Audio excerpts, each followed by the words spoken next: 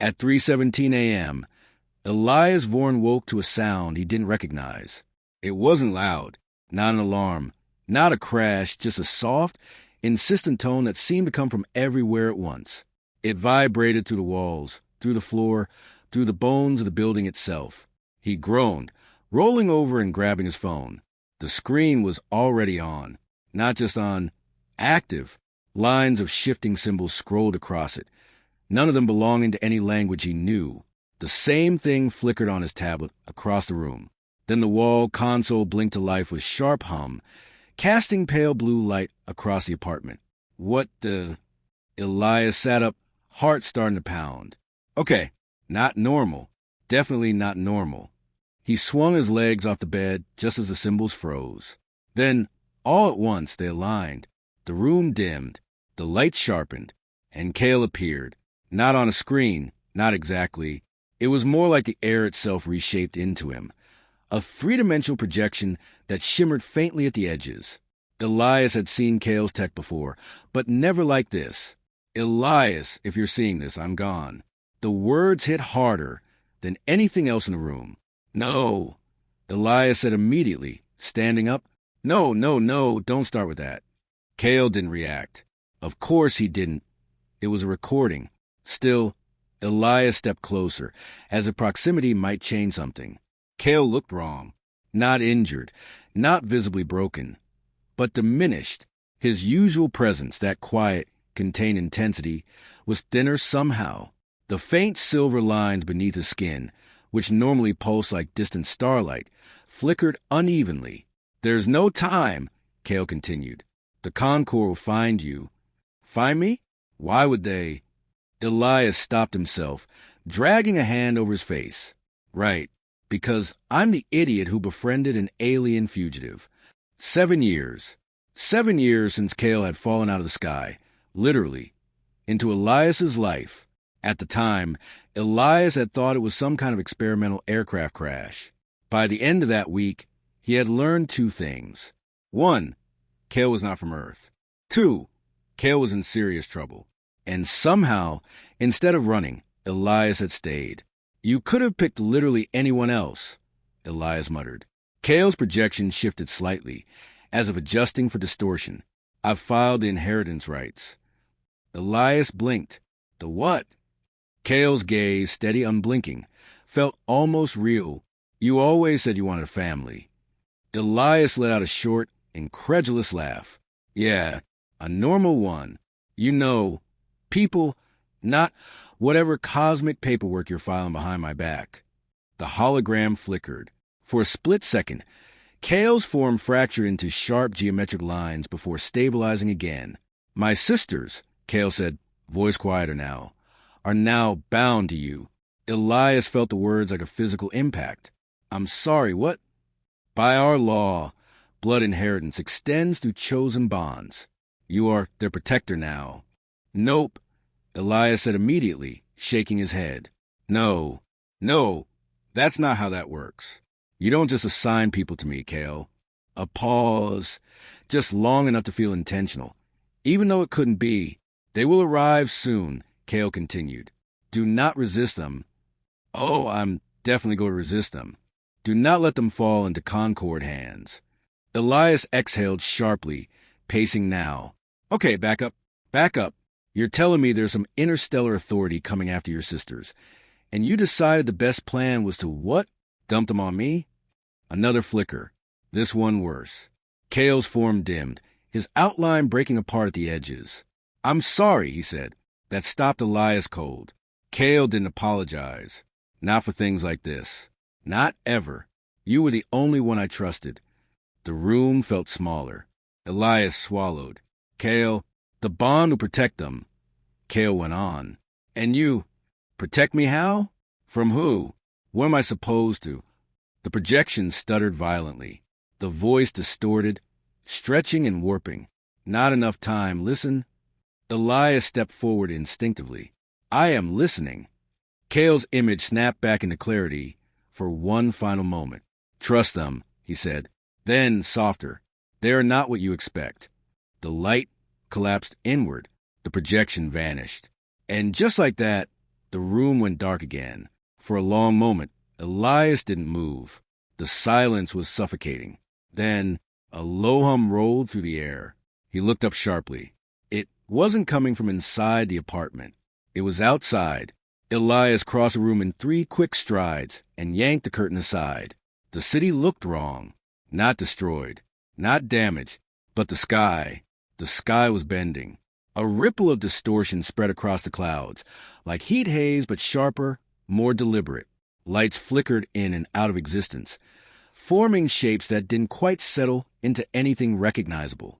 And then, something arrived. There was no descent, no movement through space. One moment the sky was empty. The next, something vast and angular existed where nothing had been before. It didn't block the stars. It replaced them. Elias stared, his breath catching his throat. You gotta be kidding me.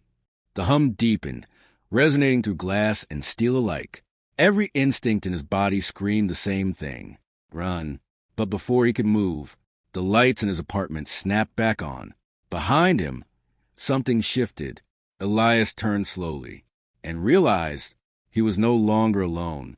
Elias didn't move. For a second, maybe less, his brain simply refused to process what his eyes were seeing. 3 figures stood in his living room. Not shadows, not projections. Present. The air around them shimmered faintly, like heat rising off asphalt, bending the edges of reality just enough to make everything feel unstable. Elias swallowed. Okay, he said slowly, raising both hands. Either I'm still dreaming, or tonight has officially gone off the rails. The tallest of the 3 stepped forward. She carried herself with an effortless composure, her posture straight, her movements precise. Her presence filled the room without force, like gravity deciding where everything else should be. You are Elias Vorn. It wasn't a question. Her voice was calm, controlled, and undeniably alien, not because of how it sounded, but because of how it felt, as if it resonated slightly out of sync with the air around it. Elias nodded stiffly. Yeah, that's me. A brief pause as her gaze swept over him, assessing. I am Lyra, she said, firstborn of Kale's line. Elias blinked. Line? You would say eldest sister. Right, he muttered. Of course you are. Behind her, the second woman shifted her weight, clearly unimpressed. She leaned against the wall like she owned it, arms crossed, eyes sharp and observant. There was something restless about her, like she was constantly deciding whether to stay or start a fight. Took you long enough to notice us, she said. Thought humans were supposed to be perceptive. Elias frowned. You teleported into my apartment. I think I'm allowed a second to process. She smirked. Fair. The 3rd figure remained a step behind the others. Quieter. Still, she watched him with a kind of cautious curiosity, her hands loosely clasped in front of her. If the others carried certainty, she carried hesitation. Elias exhaled slowly, trying to steady himself. Okay, he said. Let's just reset for a second. He gestured vaguely between them. You're Kale's sisters. Yes, Lyra confirmed. You arrived here. Somehow, right after he sent me a message saying he was dead. A faint flicker passed through Lyra's expression. Not quite emotion, but close. Yes. And according to that same message, Elias hesitated, already regretting the words, I inherited you. Silence. The kind of silence that feels like a test. Lyra stepped closer. Not inherited, she said. Bound. That is not better. It is more accurate. Elias let out a short breath, pacing once before turning back to them. Okay, explain it to me like I'm 5. Because right now, this sounds like your brother signed some cosmic document and accidentally married you off to a random guy on Earth. The second sister snorted. Not accidentally. Lyra ignored her. Our people operate under a system of relational continuity, she said. When a member of a bonded line dies without direct descendants, their closest trusted connection assumes responsibility for their dependents. Responsibility, Elias repeated. That part one get. Responsibility includes legal, social, and biological recognition. I did not get that part. Lyra held his gaze. In the Concord's framework, there is no distinction between protector and partner. Elias stared at her, then pointed at himself. Just to be clear, your law says that because your brother trusted me, I am now legally your, what, guardian husband? Yes. That is the worst legal system I have ever heard of. The second sister pushed off the wall, stepping forward with a grin that was equal parts amused and dangerous. Name's Vexa, she said, and you're taking this a lot better than I expected. I'm not taking this well at all. You haven't run screaming yet. I'm considering it. Vexa tilted her head. Go ahead. Elias opened his mouth, closed it, then gestured helplessly at the window, where the sky still shimmered unnaturally. Yeah, no, actually I think I'll stay right here. Smart, Vexa said. The third sister finally stepped forward. Her movements were softer, more careful, like she was trying not to disrupt something fragile. I'm Sarah, she said quietly. Elias met her eyes. There was something grounding there, something familiar in the uncertainty she didn't try to hide. Hi, he said, a little less tense. Sarah gave a small nod. We know this is sudden, she said. Cale didn't want it to be this way. Then why is it this way? Elias asked. That question hung heavier than the others. Lyra answered, because he had no other option. Elias frowned. What does that mean? It means Vexa cut in. He was out of time. Lyra's gaze sharpened slightly at the interruption, but she didn't correct her. The Concord was closing in, Lyra said. Once they identify an unbound line, they seize it. Seize it how? They remove autonomy, Lyra said simply. Reclassify individuals as assets. Elias felt a chill run down his spine. And you avoid that by being bound to me? Yes, because I'm outside their system? Lyra inclined her head, partially. More importantly, because Cale designated you as his closest trusted bond. Elias let out a disbelieving breath. Great. So I'm not just involved, I'm the legal loophole. Correct, Vexa said. Fantastic. Another low vibration rolled through the building, this one stronger. Closer. The lights flickered. Sarah's posture stiffened slightly. They're scanning, she said. Elias looked between them. Scanning for what? For us, Lyra replied. Already? You've been here for 2 minutes? They knew where to look, Vexa said. Cale didn't exactly go quietly. Elias ran both hands through his hair. Okay. Let me just... He stopped mid-sentence. Something felt off. Not in the room. Inside him. A faint pressure behind his eyes. A subtle pull in his chest, like a thread tightening just slightly. He staggered half a step. What? Lyra reacted instantly, closing the distance between them. The bond is stabilizing, she said. The what is stabilizing? Our connection, she said, placing a hand lightly against his arm. The moment she touched him, the world shifted. Not physically, internally. For a split second, Elias felt something that wasn't his. Stillness, control, a vast, quiet awareness that stretched far beyond the confines of the room. Then it was gone. He jerked back, breathing harder. What was that? Lyra studied him carefully. The bond, she repeated. It is forming. I did not agree to that. You didn't need to. Elias stared at her in disbelief. That is definitely something I should have needed to agree to. Another tremor shook the building. This time, louder, closer. Outside, something roared, not like an engine, but like space itself was being forced to move. Vexa grinned. Oh, this is getting interesting. Elias pointed at her. Why do you sound excited? Because, she said, eyes gleaming. Now you get to see what you married into. I did not. Lyra cut him off. We have to move. Her tone had changed.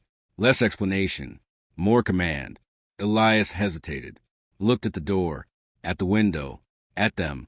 This is insane, he muttered. Yes, Lyra agreed. Another impact shook the building. Dust drifting from the ceiling. Elias exhaled sharply. Fine. He straightened, meeting her gaze. But we're setting some ground rules after we survive this. Vexa laughed. Oh, I like him. Sarah gave him a small, relieved smile. Lyra extended her hand. Stay close, she said.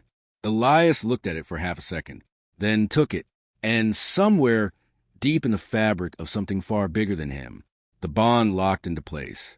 The first strike didn't hit the building. It pressed against it, like an invisible weight slamming down from above, distorting the air, bending sound into something low and suffocating.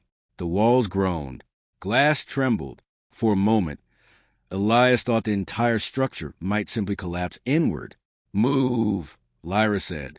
No hesitation now. No explanations. Just action. She pulled him forward, and this time Elias didn't resist. They moved fast, faster than he expected. Lyra led, precise and controlled. Vexa darted ahead, like she'd been waiting for this exact moment. Sarah stayed close to Elias, just behind his shoulder, as if anchoring him. The hallway outside his apartment was empty, but not quiet. The air hummed with something unnatural. The lights flickered in uneven pulses, and the shadows shifted wrong, stretching toward the ceiling instead of the floor. "What are they doing?" Elias asked, breath quick. "Scanning layers of reality," Lyra replied. "They're narrowing the field." "That sentence should not make sense," he muttered. "It doesn't need to." They reached the stairwell just as a deep, resonant boom echoed from somewhere below. The building shook harder this time. Vexa grinned over her shoulder. "They're not even trying to be subtle. Subtle would be nice." Elias snapped. "Subtle doesn't work on fugitives." She shot back. Lyra pushed the stairwell door open. "Down," she said. They descended quickly, too quickly for Elias's comfort. The bond pulsed faintly again, guiding his movements, sharpening his balance. He didn't trip, didn't falter. That alone was terrifying. This thing," he said between breaths. "This bond, what exactly is it doing to me?" Sarah answered this time. "It's synchronizing," she said softly, "helping your body adapt to ours." "I didn't realize I needed adapting." "You do now." Another impact. Closer. Dust rained down from above. The lights went out. Total darkness swallowed the stairwell. Elias froze. Then a faint glow lit the space. Not from the walls. From them. Thin lines of light traced beneath Lyra's skin, brighter now, casting just enough illumination to see. Vex's eyes gleamed faintly, reflecting something unseen. Even Sarah carried a soft, steady radiance. Elias looked down at his own hands. For a split second, he thought he saw it. A flicker. A faint echo of that same light beneath his skin. "Nope," he whispered. "We are not unpacking that right now." Vexa laughed. "You're changing already." That was fast. "I'm not changing," Elias said immediately. "You are," Lyra said calmly. "Stop saying it like that." They reached the ground floor. The main entrance doors were gone. Not broken, not blasted open. Just absent, in their place. The air itself warped inward, like reality had been peeled back to reveal something darker beneath. Beyond it, the street was barely recognizable. The sky churned with fractured light. Shapes moved above, angular, shifting, too large to comprehend fully.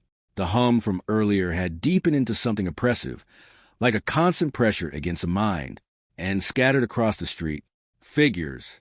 Tall, metallic, not quite solid. "They're here," Sarah said quietly. Elias stared. "Those are Concord retrieval units," Lyra said. "Retrieval?" Elias repeated. "I don't like that word." "You shouldn't." One of the figures turned. Its head, or what passed for one, tilted slightly. Then it locked onto them. Elias felt it. Not sight, not sound. Recognition. "Oh, that's bad," he said. "Yes," Lyra agreed. The figure moved. Not running. Not walking. It simply shifted forward, space compressing beneath it. Vexa stepped forward, a sharp smile spreading across her face. Finally, "Why are you like this?" Elias shouted. "Because this is what I'm good at." The air around her distorted. Then she vanished. Not completely. Not like teleportation. More like she moved too fast for reality to keep up. A split second later, she reappeared directly in front of the approaching unit and struck. The impact didn't sound like metal. It sounded like space cracking. The unit staggered, its form rippling. Elias blinked. What did she just... She disrupted its cohesion, Lyra said. Briefly. Briefly? Run, Lyra said. This time, Elias didn't argue. They moved out into the open. The moment his foot hit the street, the world shifted again. The bond surged. Everything sharpened. He could feel where they were. Lyra ahead, Vexa somewhere to the left, Sarah just behind him. Not see. Not hear. Feel. Okay, that's new, he breathed. Focus, Lyra said. More units turned toward them. Too many. Left, Lyra ordered. Elias didn't question it. He turned. They sprinted down the street, debris scattering underfoot. The city blurred around them. Familiar streets twisted into something alien under the influence of the Concord presence. Behind them, the units followed. Not fast. Inevitable. They're hurting us, Elias said, panic creeping in. Yes, Lyra said. Toward what? Containment. Great. Love that. A pulse of energy slammed into the ground nearby, tearing a chunk of pavement upward. Elias flinched. Okay, less talking, more surviving. Sarah reached out, grabbing his hand. Stay with me, she said. The moment their skin touched, the bond flared again, warm this time. Steady. His breathing evened out. His steps aligned with hers. Better, she asked. Yeah, he admitted, surprised. They turned another corner. Dead end. Elias skidded to a stop. Oh, come on, seriously? Lyra stepped forward, unfazed.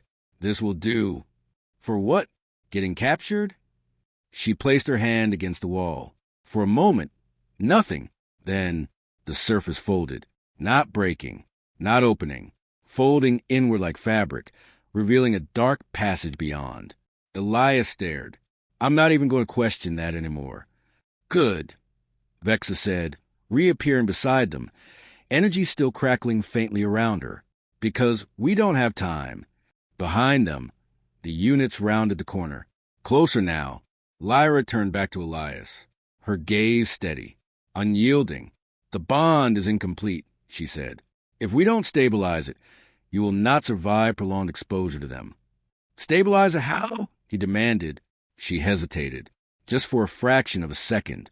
Then, trust us. Elias let out a sharp laugh. You keep saying that like it's easy. Another blast struck nearby. Closer.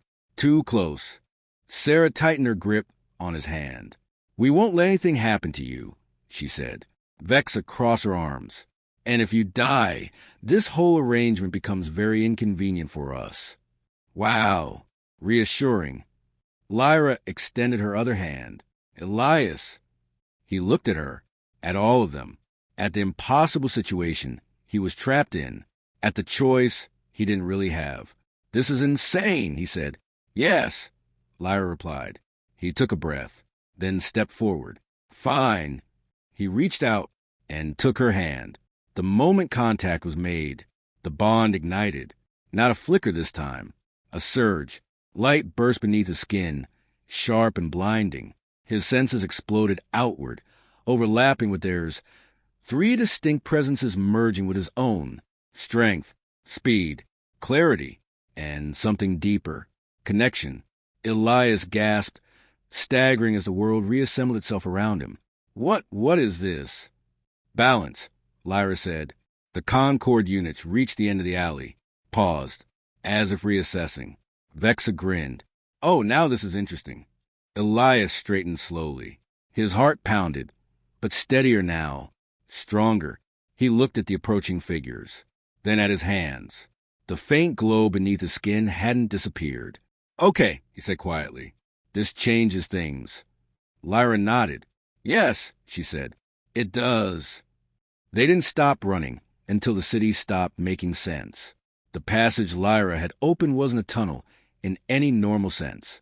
It bent space, cutting through places that shouldn't connect. Alleys that led to forests, stairwells that opened into abandoned industrial yards miles away. By the time they finally emerged somewhere stable, the skyline of Elias's city was gone, replaced by silence. Real silence. No sirens. No distant hum of traffic. No pressure in the air. Just wind moving through tall, unkempt grass and the faint creak of rusted metal. Elias doubled over, hands on his knees, breathing hard. Okay, he gasped. We are definitely not downtown anymore. No, Lyra said, scanning the horizon.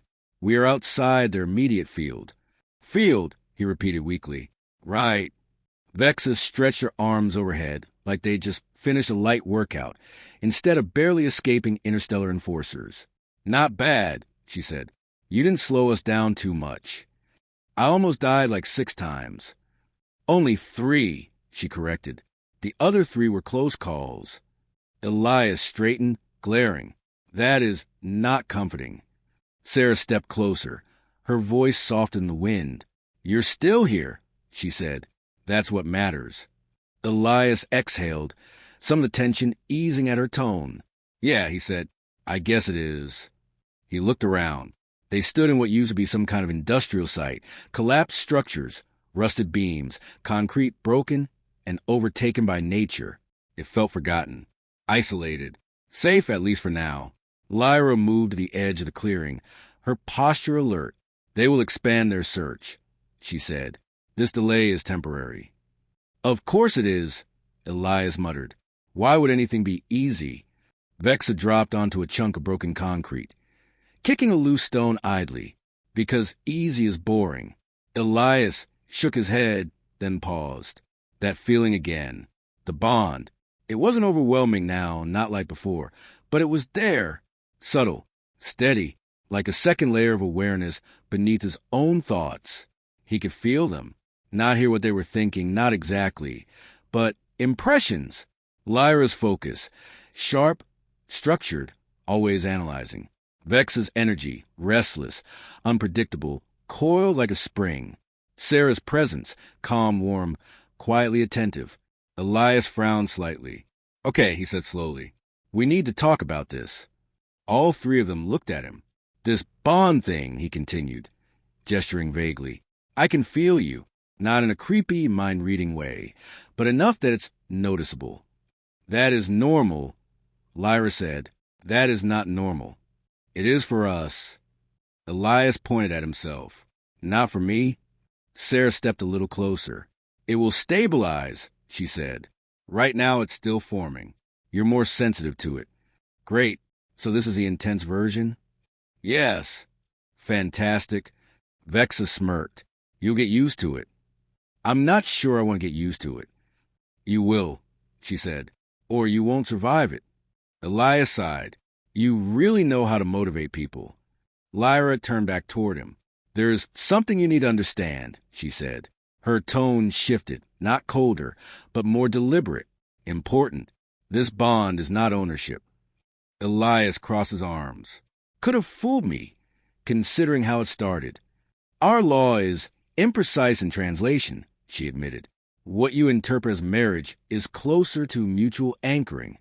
Anchoring. Yes, we are tied to you and you to us. Strength flows between us. So does stability. Elias considered that. So I'm not your, cosmic husband by default. Vexa tilted her head. Legally? Yes. Elias groaned. I hate that. Practically? Lyra continued, ignoring Vexa. You are equal within the bond. That gave him pause. Equal, he repeated. Yes. Sarah nodded gently. We don't belong to you, she said, and you don't belong to us. Elias glanced between them. Okay, that's better. Vexa leaned back on her hands. Still stuck with us, though. Yeah, I gathered that. A brief silence settled over them. Not tense, just unfamiliar. Elias looked out over the field, the broken structures, the open sky. A week ago, no, hours ago, his life had been small, predictable, ordinary. Now, he was bonded to 3 alien sisters, being hunted by something called the Concord, standing in the middle of nowhere, with no idea what came next. He let out a quiet breath. Kale really dropped me into this, he said. Lyra's expression softened just slightly. He trusted you, she said. Elias nodded slowly. Yeah, he said. He did. That thought settled differently than the rest. Not pressure, not fear, responsibility. Sarah sat down beside him, close enough that he could feel the warmth of her presence. Not just physically, but through the bond. "Do you regret it?" she asked. The question was gentle, honest. Elias didn't answer right away. He thought about the message, about Kale, about the moment everything changed. "Yeah," he said finally. "A little." Sarah smiled faintly. "That's fair." He huffed a quiet laugh. "But," he added, "he didn't trust me for no reason." Lyra nodded. No, he didn't. Vexa glanced over at him. "So, what now, equal partner?" Elias looked at her, then at Lyra, then at Sarah, at the strange, impossible reality he was now part of. He straightened slightly. "Well," he said, "first, we survive." "Good start," Vexa said. "Second," he continued, "we figure out how this bond actually works. Because I am not walking into the next fight blind." Lyra inclined her head. "Agreed." "And third," he hesitated, then exhaled, "we set our own rules." That caught their attention. "Our law," Lyra began, "got you into the situation." Elias cut in. "No offense." "None taken," she said after a moment. "So maybe," he went on, "we don't follow exactly." Vex's grin returned. "Now you're talking." Sarah looked thoughtful. "Our own rules." Elias nodded. "Yeah," he said, "not ownership, not assignment." He glanced at each of them. Partnership. The words settled between them. Different. New. Lyra studied him carefully. Then, slowly, she nodded. "Partnership," she agreed. Vexa shrugged. "Works for me." Sarah smiled, more openly this time. "I like that." Elias let out a breath he hadn't realized he was holding. "Good," he said, "because I'm not calling any of you my wives." Vexa laughed. "Shame. It would have been fun watching you explain that to other humans." "Oh, absolutely not." The tension broke just a little. Above them, the sky stretched wide and quiet. No ships, no distortion. For now. Elias looked up at the stars.